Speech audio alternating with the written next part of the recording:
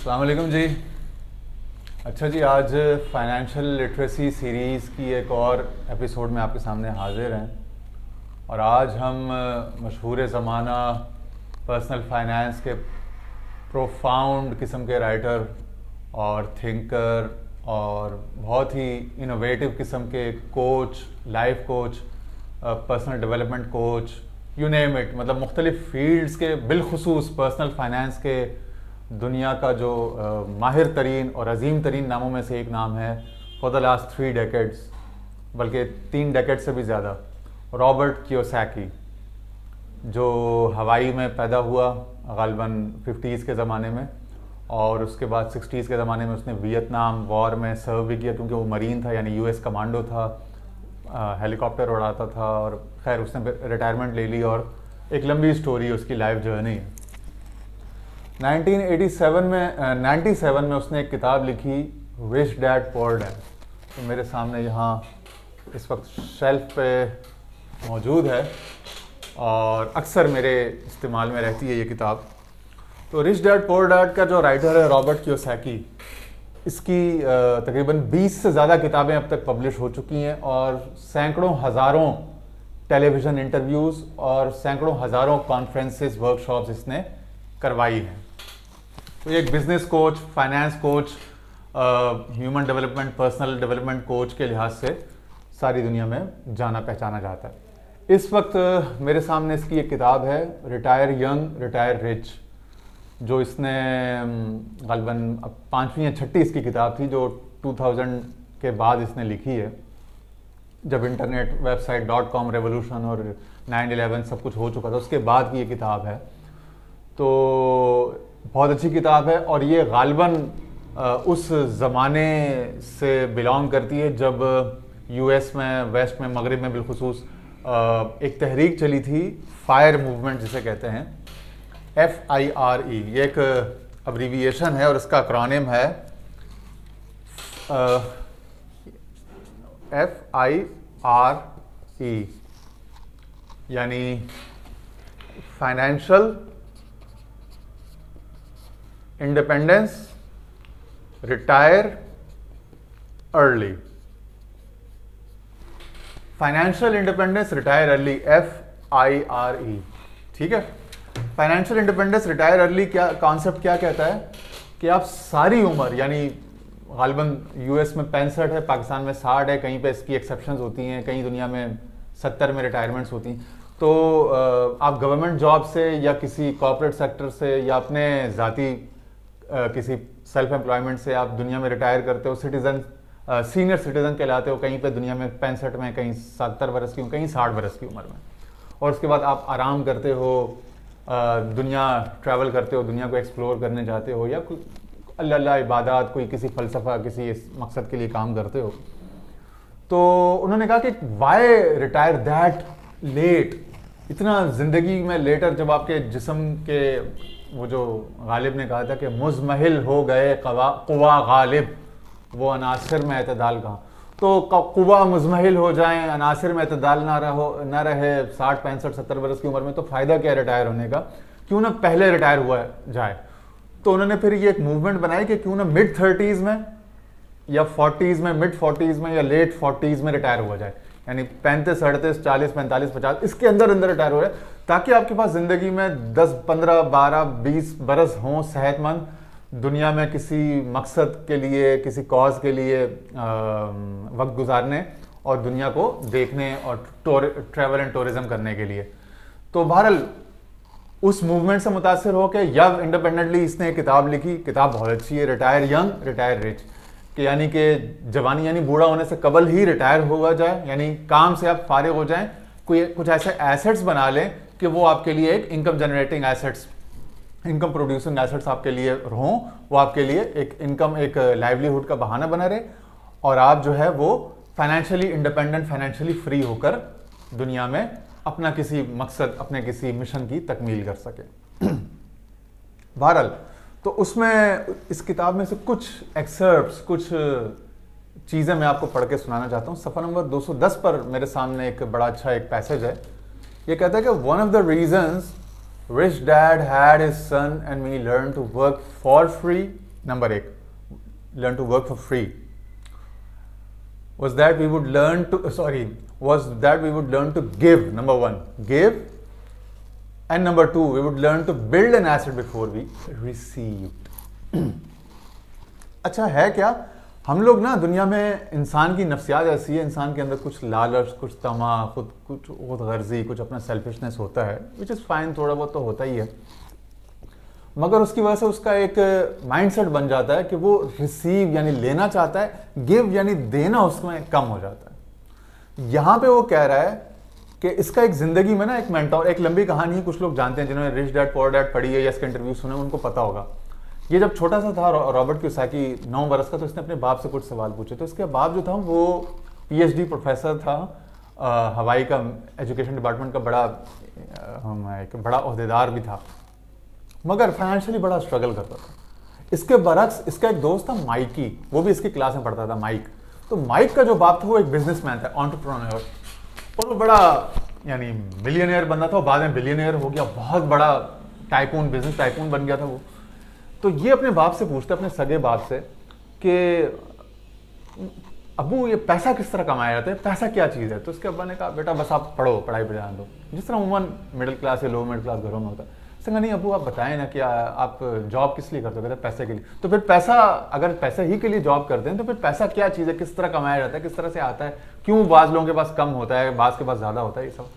तो उसके अब्बा ने कहा कि भाई तुम क्यों नहीं अपना दोस्त है, बेस्ट फ्रेंड माइक, उसके बाप से पूछते? तो कहते मैं उनसे पूछूं? कहते क्योंकि उसका बाप जो है वो बिजनेसमैन है, एंटरप्रेन्योर है, उसको पता है कि पैसा किस तरह आता है, कैसा जाता है, पैसे की साइंस, पैसा का सीक्रेट उससे पूछो आप। मैं तो एक गवर्नमेंट एम्प्लॉय हूं, मुझसे क्या पूछना, मैं तो बस लगी बंदी तनख्वाह पे काम करता हूं। तो ये फिर अपने दोस्त के दरवाजे पे गया, उसका दरवाजा खटखटाया, उसके अब्बा से पूछा कि अबू अंकल आप मुझे बताएं कि पैसा क्या है और पैसा किस तरह कमाते हैं? तो उसके अब्बा ने कहा अच्छा चलो ठीक है, अगर तुम मेरी शागिर्दी करोगे, मेरे साथ रहोगे, तो मैं तुम्हें बता दूंगा, राज सिखा दूंगा कि पैसा है क्या चीज़, उसकी हकीकत क्या है, आता किस तरह है, जाता किस तरह है, और रुकता किस तरह है, और बनता किस तरह। तो वो जो रिच डैड था, यानी इसका जो दोस्त का अब्बू, इसने उसको रिच डैड का नाम दे दिया कि यानी कि अमीर बाप। और अपना जो बाप था वो चूंकि फाइनेंशियली स्ट्रगल करता था, बहुत तंगी हालात में, लगी बंदे तनख्वाह में, जो महीने में ज़ाहिर पेचेक टू पेचेक वो उसके वक्त गुजारा होता था। तो फिर उन दोनों की जो माइंडसेट थे ना, उन दोनों की फिलॉसफीज, वो उसने अपनी किताब रिच डैड पुअर डैड में और बाद में की बहुत सारी किताबों में इसने डिस्कस की। कई जगह उसके रेफरेंसेस आते हैं, कई सारे इंटरव्यूज़ में, कई सारे अपने ये सेमिनार्स में, ट्रेनिंग सेशंस में, वर्कशॉप्स में भी ये बताता है। तो बहरहाल यहाँ पे बता रहा है कि वो जो मेरे अंकल थे, माइक के अब्बू या रिच डैड, उसने एक बात अपने बेटे को और मुझे, हम दोनों को मुश्तरका सिखाई। अच्छा, इसका बाप जो रिच डैड था ना, ये जो इसके चचा हैं, यानी कि दोस्त के बाप या चचा या बाप कह लो, मतलब मेटाफोरिकली बाप, क्योंकि इसने मेंटोर की तरह, एक उस्ताद की तरह अपने इसको रॉबर्ट कियोसाकी को बड़ा किया, ग्रो किया।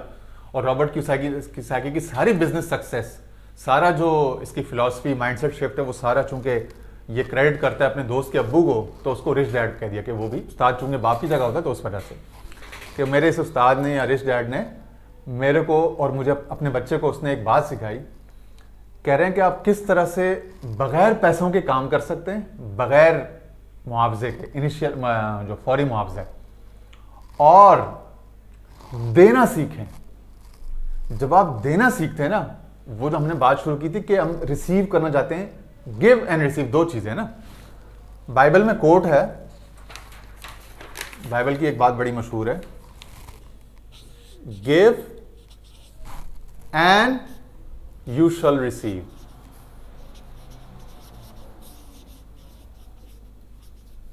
हमारे कुरान और हदीस में भी कई जगहों पे ये बात मुख्तलिफ तरीकों से आती है कि आप देना सीखो, और जब आप दोगे तब आपको मिलेगा, तब आप पालोगे, आपको भी मिलेगा, पलट के आपकी तरफ लौट के आएगा। Give and you shall receive. हम लोग सोचते क्या है, इंसानी सोच, नफ्सियाती इंसान की जहन की जो तंगी या कबाहत कह लो, कि इंसान चाहता है कि वो रिसीव ले पहले और दे बाद में। जब मैं लूंगा, मेरे पास कुछ आ जाएगा, मैं तब दूंगा। यही गलत है। इसी ऑर्डर को रिवर्स करना है। ये माइंडसेट शिफ्ट या माइंडसेट चेंज है कि आपने देना शुरू करना है और देने का माइंडसेट या देने की नफ्सियात हासिल करनी है, देने का अपना जहन बनाना है। जब आप देने लग जाते हो, चाहे वो पैसा हो, चाहे वो इल्म हो, चाहे वो अपना तजर्बा हो, इसीलिए आप देखेंगे दुनिया के बड़े बड़े बिलियनियर्स जो होंगे वो एक तो अपनी आमदनी का बहुत बड़ा हिस्सा 30, 40, 50% वो फिलांथ्रपी में, चैरिटी में लगाएंगे, यानी देंगे सोसाइटी को, कहते हैं give back to the community, pay back करना कम्युनिटी। तो गिव बैक जो ना तमाम बिजनेस एक्सपर्ट्स का, फाइनेंस एक्सपर्ट्स का, उनकी किताबों का, उनकी फिलॉसफी का एक लाजमी हिस्सा है। बात कहते हैं आप टाइदिंग, यानी क्रिश्चियनिटी में, बाइबल में जो एक कॉन्सेप्ट है कि आप 10% अपनी आमदन में से अल्लाह के नाम पे दें, चैरिटी करें। हमारे यहाँ तो बड़ी आसानी है इस्लाम में, हमारे यहाँ तो ज़कात का 2.5% है, वहाँ 10% से टाइदिंग शुरू होती है कि जो आपने देना है मजहबी तौर पर, जो देना होता है आपके फ़राइज़ वाजिबात में से, वो 10% है टाइदिंग, यानी देना लोगों को, इन्फाक जिसे हमारे यहाँ कहते हैं, खैरात खर्च करना, सदका भी कहते हैं। लेकिन सदके का लफ्ज़ चूँकि हमारे यहाँ बड़े पस्त माना में इस्तेमाल होता है, मैं उसका लफ्ज़ जानबूझ के अवॉइड कर रहा हूँ, नहीं इस्तेमाल कर रहा, तो मैं इन्फाक, खैरात, देना और सखावत के अल्फाज इस्तेमाल करूँगा, ठीक है ना। तो और ज़कात का लफ्ज़ भी बड़े पस्त माना में इस्तेमाल होता है। तो ज़कात सदके का माना बड़ा वसी, बड़ा अजीम है। हमने अपना जो अशरफुत तराजुम तर्जुमा कुरान है उसमें बाज़ जगहों पे उसकी फुट नोट्स में यानी हाशिए में उसकी वजाहत की है, ताकि वो बात, वो कॉन्सेप्ट क्लियर हो। वो जो बड़ा निखरा, बड़ा अजीम सुथरा कॉन्सेप्ट है, उसका जो बड़ा पस्त, बड़ा घटिया सा और पैटर्नाइजिंग किस्म का, डिमीनिंग किस्म का, लोगों को नीचा दिखाने वाला और ख़ुद को बुलंद और तकब्बुर वाला जो एक माना है ना, वो कॉन्सेप्ट, वो पैराडाइम शिफ्ट हो। तो उसके लिए हमने कहीं कहीं अशरफ तराजी में भी हवाशी लगाए हैं। जब वो प्रिंट होकर आएगा तो आप देखिएगा इंशाल्लाह। तो बहरहाल, तो give and you shall receive, तो आप दोगे तब मिलेगा, ये खुदाई एक फार्मूला यूनिवर्सल हमेशा से है, ठीक है। मजहबी इंसान हो या मजहब पे अमल ना करने वाला या मजहब को बिल्कुल ही ना मानने वाला इंसान, सब पर यकसा यूनिवर्सली अप्लाई होता है कि जो देगा सोसाइटी को, लोगों को, वो मालदार हो जाएगा। इसीलिए आप देखें, मैं नाम ले लेता हूँ, मैं अक्सर अपने दोस्तों के सामने डिस्कस करता हूँ, उनके सामने अक्सर जब बात होती है बिजनेस की, तरक्की, ग्रोथ इसकी, तो मैं उनको पाकिस्तान के 4-5 जो बड़े नाम हैं चैरिटी के, खर्च करने वाले, खैराती, सोशल वर्क करने वाले, मैं लाइन से कोट कर देता हूँ। मैं कहता हूँ ईदी, छीपा, सैलानी, जेडीसी, वेलफेयर। मैंने कहा चारों को देख लो। कराची शहर, सिंध, पाकिस्तान में महंगी तरीन जगह जो होंगी, सबसे महंगी, जहाँ पे अरबों रुपए का प्लॉट मिलता होगा बाज़ औक़ात, या चलो कम से कम 20, 25, 50 करोड़ का, तमाम महंगी जगहों पर जहाँ पे कमर्शियल लोग भी, कोई शॉपिंग मॉल, कोई प्लाजा, कोई अपार्टमेंट बिल्डिंग या कोई अपना शादी हॉल या रेस्टोरेंट खोलते हुए डरते हैं, घबराते हैं, 10 दफ़ा सोचते हैं, वहाँ पे इनकी प्रॉपर्टीज़ आपको मिलेंगी, इनके ऑफिसेज, इनके सेंटर्स, सैलानी, छीपा, ईदी और जेडीसी, सबके आप देख लो। क्यों? इन्होंने इंसानियत की खिदमत की, और इंसानियत की खिदमत अल्लाह को इतनी पसंद है, इतनी पसंद है, इसमें इतनी बरकत है कि आप यूं समझो कि दुनिया में सबसे ज़्यादा प्रॉफिटेबल या रिच होने का शॉर्टकट फार्मूला जो गारंटीड होगा, शॉर्ट फार्मूला, वो यही है कि आप देना शुरू कर दो। तो मैं ये बात कर रहा था कि वो जो बड़े बड़े बिलियनर्स हैं, वो अपना पैसा भी और अपना इल्म भी और अपना तजर्बा भी और अपने राज भी दिया करते हैं। आप देख लो, सारे एक्सपर्ट्स को देख लो, बॉब प्रॉक्टर, अर्ल नाइटिंगेल, मैंने तो सामने इनकी तस्वीरें लगाई हुई हैं, इलॉन मस्क, स्टीव जॉब्स, ये सब लोग, बिल गेट्स, सब लोग अपनी आमदनी का बड़ा हिस्सा 40, 50, 60% बाज़ औक़ात तक स्पेंड करते हैं लोगों की भलाई पर, वेलफेयर पर, चैरिटी पर, फिलांथ्रपी पर। सारे बड़े फिलांथ्रपिस्ट हैं। और इसी तरह अपना इल्म, अपना तजर्बा भी खुल के देते हैं, घंटों घंटों बाद। ये जो हमारे पाकिस्तान में जो ये घटिया नफ्सियात है ना, कि यार अपना राज किसी को ना बताओ, अपना ये छुपाओ, अपना वो छुपाओ, इसीलिए इस कौम जलील ख्वार है। ये जो कौम, मिन हैसल कौम जो जलील है, और यहाँ के अमीर मालदार लोग भी आपको बड़े तंग नज़र और तंग ज़र्फ और कमीने और घटिया मिलेंगे, वो इसकी वजह यही है कि वो घटिया नफ्सियात की वजह से, कमीनगी की जो इनकी अपब्रिंगिंग हुई है या इन्होंने कहीं से ले ली होगी, उस कमीनगी और इस घटियापन की वजह से इनकी सारी जिंदगी बेबरकत और घटिया हो जाती है।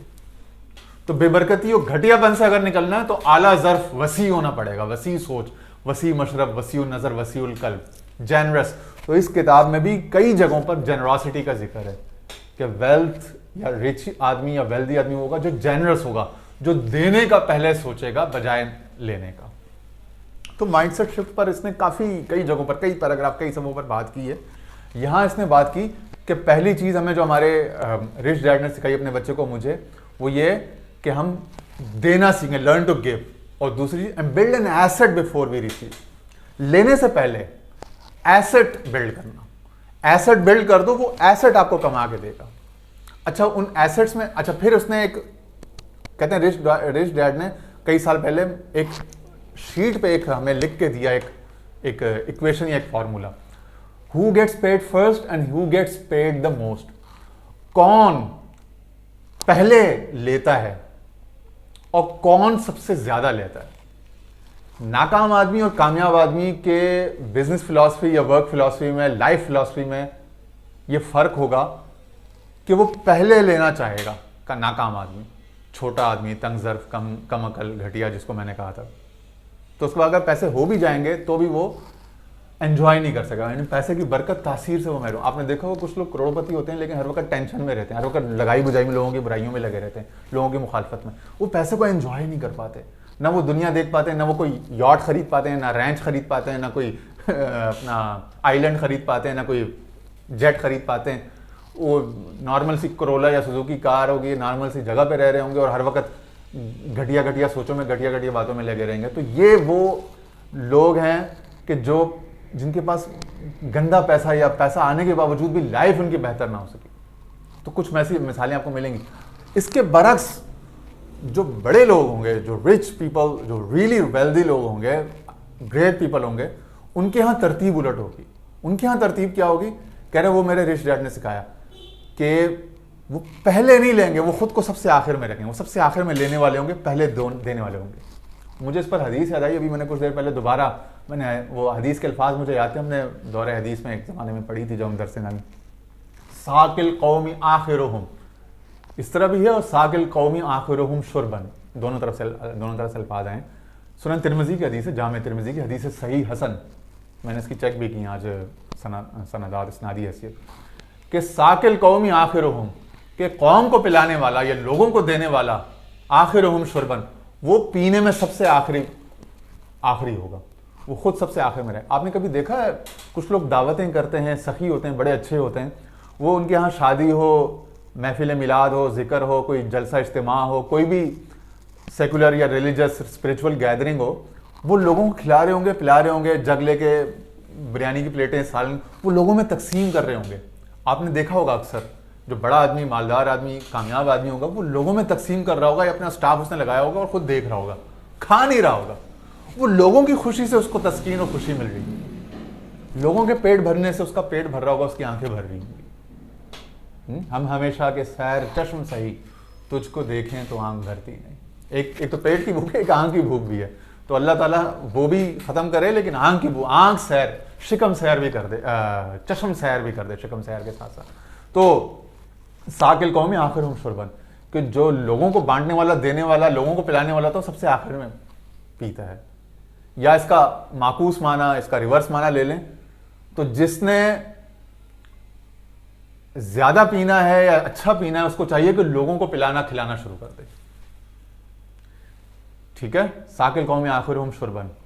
या जो बड़ा या अजीम आदमी बनना चाहता है, वो यूं कर ले कि लोगों को देना, दिलाना, पिलाना, खिलाना शुरू कर दे पहले, और खुद वो सबसे आखिर में और सबसे ज्यादा रिसीव करने वाला हो जाएगा। तो ये सारे मानी इसमें आ जाएंगे। तो यहां पे रिच डैड ने एक लिस्ट बना के अपने बेटे को और इस अपने यानी के बेटे के दोस्त यानी के रॉबर्ट कियोसाकी को बना के दी। इसने कहा कि कौन सबसे पहले लेता है, या किसको सबसे पहले लेना या देना चाहिए, और कौन सबसे आखिर में सबसे ज्यादा लेगा। Who gets paid first and who gets paid the most, ये दो अलग अलग चीजें, कौन पहले लेता है और कौन ज्यादा लेने वाला होता है। तो उसने लिस्ट बनाई। नंबर 1 उसने कहा भाई एसेट। एसेट से मुराद यहां पे आपका बिजनेस या जो आपकी इन्वेस्टमेंट है वो। कह रहे हैं सबसे पहला हक आपका, आपके एसेट का, यानी जो आपने बिजनेस बनाया ना। अच्छा, किसी मौके पर हम ये भी बता देंगे कि ये बताता है कि वो बैलेंस शीट या वो जो फाइनेंशियल स्टेटमेंट होती है, रॉबर्ट कियोसाकी कई जगह पे समझाता है, वो भी हम किसी मौके पर समझा देंगे। वहां पे वो बताता है कि एसेट्स क्या क्या चीज़ है, लाइबिलिटीज क्या क्या चीज़ एसेट्स नहीं है, क्या क्या चीज़ लाइबिलिटीज हैं, और हम उनको एसेट्स समझ, तो वो एक अलग तकसीम है, उसको हम किसी और मौके पर देख लेंगे।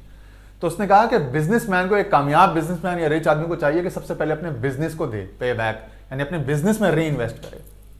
एक यूट्यूबर है, टिकटॉकर है, एक सोशल मीडिया स्टार इन्फ्लुएंसर है, तो उसको चाहिए, कोई भी है, कोई रिटेल का, होलसेल का, कंसल्टेंसी का, मार्केटिंग का बिजनेस करता है, तो उसको अपने बिजनेस को सबसे पहले देखना चाहिए कि बिजनेस को पे बैक करें, जहां से वो कमा रहे हैं वहां पहले दे।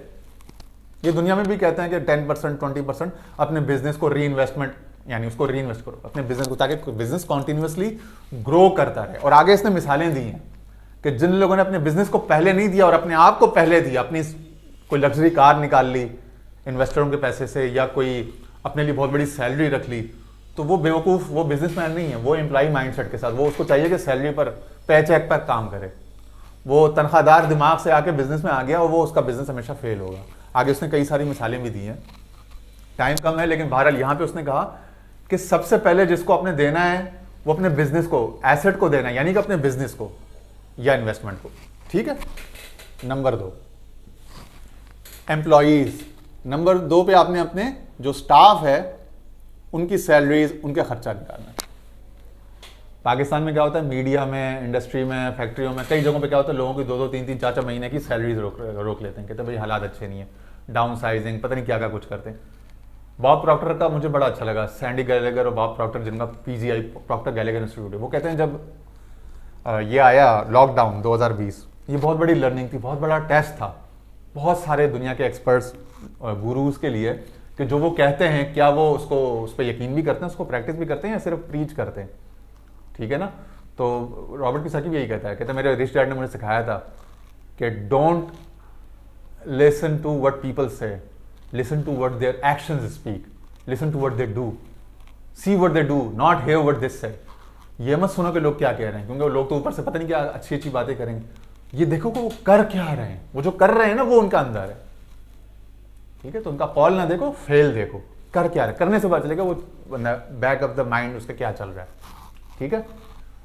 तो पहले अपने बिजनेस को, अपने एसेट को देना है, इन्वेस्टमेंट को देना है, री इन्वेस्ट करना अपने बिजनेस में। नंबर 2, एम्प्लॉइज को, स्टाफ को, उनकी सैलरीज, उनके वेजेस उनके देने, यानी खुद को नहीं दे रहा वो आदमी, यानी अपनी फैमिली, अपने जाती मकासद के लिए नहीं आ रहा। आप देखें, साकिल कौमी आखिर शुरबन, लोगों को देने वाला, कौम को पिलाने वाला सबसे आखिर में पीने वाला, खाने वाला होगा। नंबर 3, स्पेशलिस्ट्स,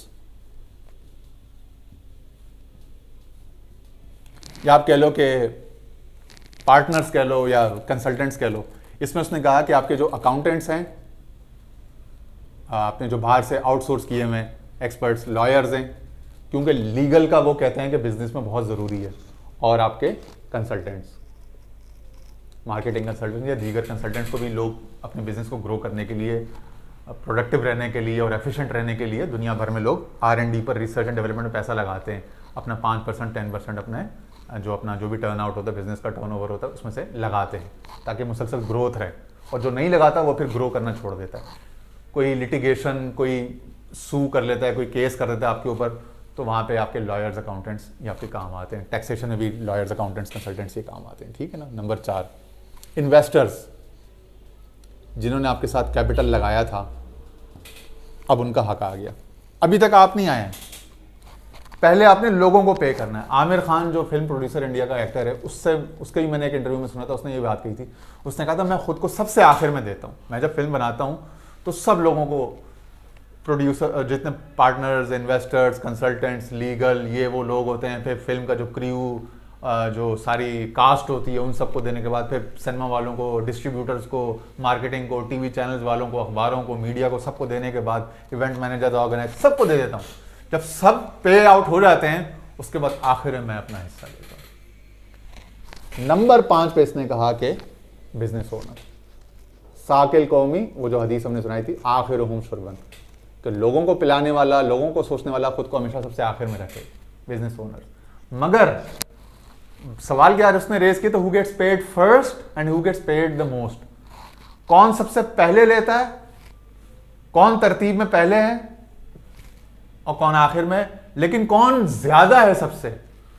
तो ये जो है ना, याद रखिएगा, सबसे ज्यादा यही कमाएगा, सबसे ज्यादा इसी को मिलेगा, आएगा सबसे ज्यादा इसी के पास। अगर इसने इन सबको अपने अपने स्टेज पर, अपने अपने वक्त पे, वो कहे ना कि मजदूर को उसकी कमाई, उसका पसीना खुश्क होने से, तो खुश होने से पहले सबको दे दो उनका हिस्सा। तुम्हें give and you shall receive, तुम दोगे तो तुम्हें जरूर मिलेगा, आखिर में मिलेगा, सबसे ज्यादा मिलेगा। तो जो आदमी खुद को बिजनेस ओनर खुद को पहले नंबर पे रख देगा, वो सबसे कम कमाएगा। उसका बिजनेस ना तो कभी एसेट बन सकेगा, ना उसके पास एम्प्लॉय उसके बाद टीमें रुकेंगी, ना उसके पास स्पेशली उसका साथ देंगे, ना उसके इन्वेस्टर कंसल्टेंट उस पर भरोसा करेंगे, कोई भी उसके साथ नहीं होगा। और जो इस तरतीब से चलेगा वो हमेशा कामयाब रहेगा। सस्टेनेबल बिजनेस का यही मॉडल है। ठीक है, आगे चलते हैं। Rich dad said a business owner must pay the asset first. जो उसका बिजनेस है, अपने बिजनेस को, अपने एसेट को, उसको बिल्ड करने में पहले लगाए। That means continually reinvesting enough money and resources in order to keep the asset strong and growing. अपने बिजनेस को, अपने एसेट को अगर स्ट्रांग और ग्रोइंग रखना है तो उसे मुसलसल री इन्वेस्ट करते रहो। हमने भी जब ये चैनल यूट्यूब का बनाया था तो हमने तो अल्लाह रसूल की रज़ा के लिए बनाया था, लेकिन उसके बाद जब अल्लाह ताला की तरफ से कुछ मदद, कुछ सपोर्ट आई हमारे पास, तो हमने मुसलसल अपनी लाइटिंग को, कैमरा को, अपनी प्रेजेंटेशन को कोशिश की कि उसको बेहतर से बेहतर करते रहे, उसमें री इन्वेस्ट करते रहे, अपने आप को भी बिल्ड करते रहे, पर्सनल डेवलपमेंट भी करते रहे, अपने आप में भी री इन्वेस्ट करते रहे, अपनी भी कैपेसिटी, अपना जो जहन का होराइजन था उसको खोलते, एक्सपैंड से एक्सपैंड करते रहे, अपने कॉन्टेक्स्ट को भी एक्सपैंड करते रहे, अपने कंटेंट को भी इंक्रीज करते रहे, चाहे वो स्पिरिचुअल हो, रिलीजियस हो, क्लासिकल इस्लामिक हो या मॉडर्न हो, फाइनेंशियल हो, फिलोसॉफिकल हो, जो भी हो, हर चीज को हम देखते रहे। Too many business owners put themselves in front of the asset। कहते हैं बहुत से नाकाम बिजनेसमैन, जो नालायक लोग होते हैं, वो एसेट यानी बिजनेस से पहले खुद को रख लेते हैं। The employees and everyone, employees से पहले खुद को रख लेते हैं। हर किसी जो अपना जो उस सिस्टम का, उस प्रोडक्टिविटी साइकिल का हिस्सा, उससे पहले खुद को रख लेते हैं। खुद को पहले करके अपना हिस्सा पहले लेने के बाद सब कुछ खो देते हैं। तो जो खुद को पहले यानी सेल्फिश हो जाए, अपने आप को पहले कर ले, वो सबसे आखिर में सबसे नालायक, सबसे निकम्मा रह जाता है। और जो खुद को आखिर में रख दे, अपनी जात को या अपने इंटरेस्ट को, और बाकी लोगों को, जो बाकी जो स्टेप्स हैं, जो बाकी प्रोसेस का हिस्सा, उसको पहले रख ले, वो कामयाब रहेगा। Sustainable business, that is why their business fails. कहते हैं इस वजह से ज्यादातर बिजनेस फेल हो जाते हैं। नियत साफ, मंजिल आसान। तो जो लोगों को, अच्छा कई दफा इस किताब में उसने कई जगहों पे ये बात की है कि जो ज्यादा से ज्यादा लोगों को सर्व करने, यानी उनकी खिदमत करने, उनके काम आने का सोचेगा। कोई ऐसी प्रोडक्ट, जैसे फोर्ड की इसने मिसाल दी, कार्नेगी की मिसाल दी, जिसने स्टील डेवलप किया, उससे दुनिया भर में उसने फिर जो स्टील से, जो लोहे से प्रोडक्ट्स और पैसा जो आया, उससे उसने पूरे अमेरिका में लाइब्रेरीज का जाल बिछाया, और सारी वो कार्नेगी फाउंडेशन उसको फंड करती है, सपोर्ट करती है आज तक। फिर उसने ये मेरे सामने तस्वीर है नेपोलियन हिल की। नेपोलियन हिल जैसा 24 साल के एक रिपोर्टर, एक सहाफ़ी को उसने अपने साथ कुछ दिन रखा, और उसको उसने अपने लेटर हेड पे मुख्तलिफ 500-600 बंदों के रेफरेंसेस दिए दुनिया के, जो उस वक्त के बड़े बिलियनियर्स थे, कि तुम जाओ उन सबके इंटरव्यूज़ करो, उन सबसे सीक्रेट्स लो। तो नेपोलियन हिल ने उन सबसे तकरीबन 28 साल वो सीक्रेट्स जमा किए, और उस पर वो किताब उसने थिंक एंड ग्रो रिच, मैं अक्सर अपने दोस्तों में इस किताब का हवाला देता हूँ। तो ये किताब उसने 28 साल की मेहनत से, कोई दुनिया के 500 से ज़्यादा लोगों से इंटरव्यू करने के बाद उसने मुरतब की। ठीक है जी। तो ये सारे तोहफे कार्नेगी से आए आपके पास। एंड्रयू कार्नेगी, जो स्टील का मैग्नेट था, यानी लोहे और फौलाद के उस वक्त का अपने दौर का सबसे बिलियनर, उस जमाने का समझ लो बिल गेट्स था, वो था यार हेनरी फोर्ड और इस तरह के लोग। अच्छा, the reason the business owner gets paid last is because he और she starts a business in order to be paid the most. कह रहे हैं बिजनेस ओनर खुद को सबसे आखिर में क्यों रखता है? इसलिए कि वो बिजनेस को शुरू करता है ताकि वो सबसे ज्यादा कमाए। इवेंचुअली सबसे ज्यादा जो है ना कमाई इसी के बाद ट्रिकल डाउन होके आएगी। तो ये अगर खुद को सबसे आखिर में रहेगा तो ये ज्यादा कमाएगा, और अगर इसने खुद को पहले कर लिया, मुकद्दम कर दिया, तो पहले जिसने ले लिया उसने पहले ही ले लिया। ठीक है ना। साकिल कौमी आखिरुहुम शुरबन, कि जो आखिर में पिएगा वो पूरी कौम को पिलाने के काबिल हो जाएगा, उसके पास लोगों को खिलाने पिलाने की काबिलियत, कैपेसिटी आ जाएगी। तो कहते हैं ना इसकी तुम्हारी औकात क्या, औकात उसकी बढ़ जाएगी।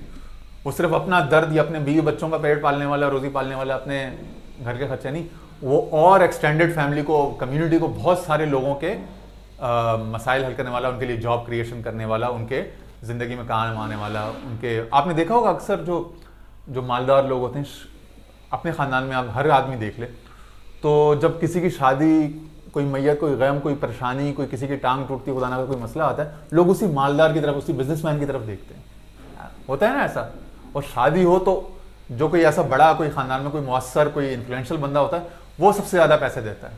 शादी में वो 50,000, 1 लाख, 2 लाख कंट्रीब्यूट करेगा, जहेज़ का हिस्सा कंट्रीब्यूट कर देगा, मैयत होगी तो वो देगें दे देगा, बस का किराया वो दे देगा, ठीक है ना।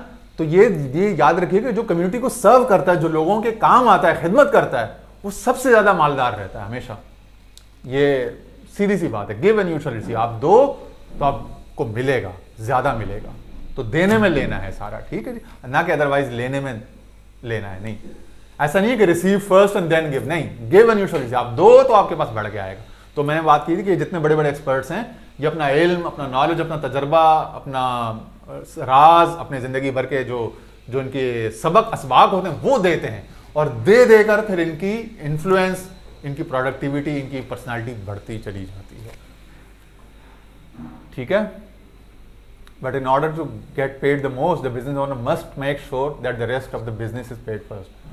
कह रहे हैं सबसे ज़्यादा कमाने के लिए बिजनेस ओनर को चाहिए कि बाकी जो बिजनेस का जो हिस्सा है, बाकी जो पार्ट्स हैं, आज़ा हैं, उन सबको वक्त पे वो पहले मिल जाए। जब उन सबको पहले रख लेगा, उनको पहले मिल जाएगा, इसके बाद उसको सबसे ज़्यादा मिलेगा। That is why I am training you to not work for money. कह रहे हैं इसीलिए उसने अपने बेटे को और रॉबर्ट की साथी को मुखातिब करके कहा, रिच डैड ने, इसलिए मैं तुम्हें कहता हूँ कि पैसे के लिए काम ना करो। तो वो इस किताब का जो पहला चैप्टर है ना, रिच डैड पुअर डैड का, वो यही है, rich people don't work for money.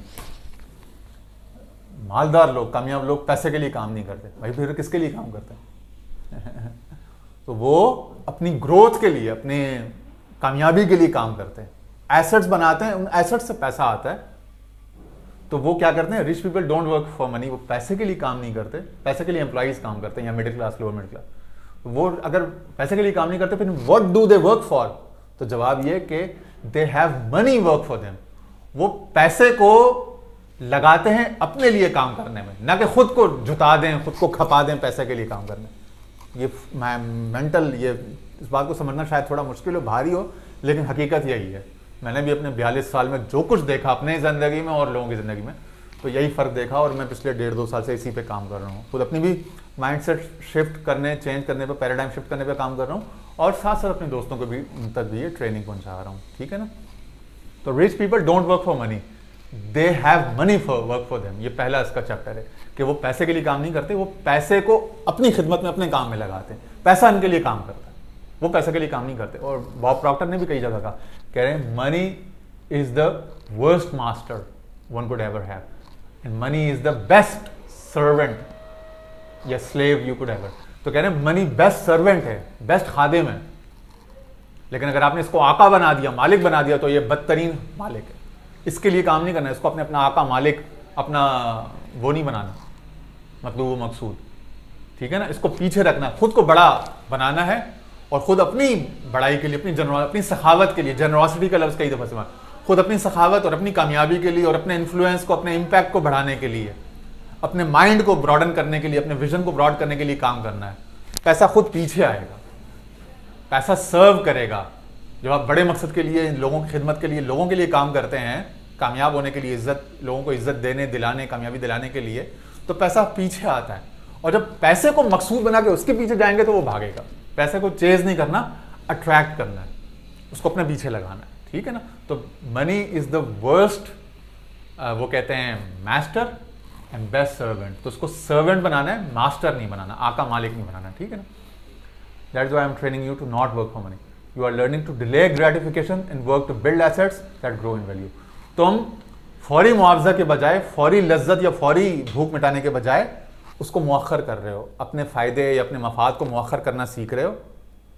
और इसका मतलब है कि आप खुद भी एसेट बन रहे हो, अपने आप को भी बिल्ड कर रहे हो, और अपने बिजनेस को भी बिल्ड कर रहे हो, एसेट्स बना रहे हो। वो एसेट आपको जो है ना फिर पे बैक करेंगे। I want you to learn to build assets, not work for money, ठीक है। वो एसेट्स का भी मैं आपको थोड़ा सा समझा देता हूँ कि वो एसेट्स क्या क्या हैं। वो एसेट्स जो हैं,